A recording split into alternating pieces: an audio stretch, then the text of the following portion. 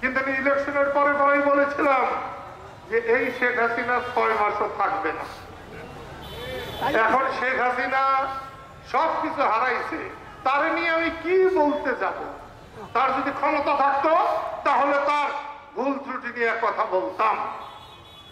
তবে শেখ হাসিনার পোলা জয় ভাগনা, বাবা তুমি যেগুলো বলো, এখানে যে মানুষগুলো আছে তাদের অনেক কষ্ট। তোমার মায়ের পায়ের জুতা হয়ে যারা ছিল তাদের এখন জীবন বাঁচে না। তুমি আর এইরকম সকালে একরকম বিকালে আরেক রকম বলে মানুষের কষ্ট আর তুমি বাড়াইও না। আদব কাদা শিখো, বড় হোক।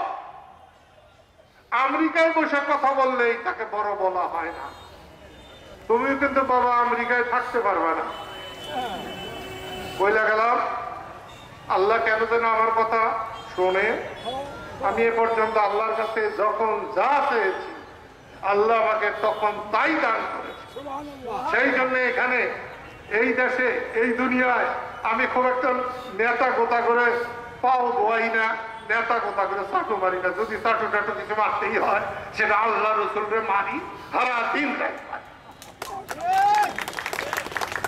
এবং এ পর্যন্ত যখন যেভাবে যে কষ্ট পেয়েছি, আল্লাহকে যখন যা বলেছি আমার সে কষ্ট আল্লাহ দূর করেছে।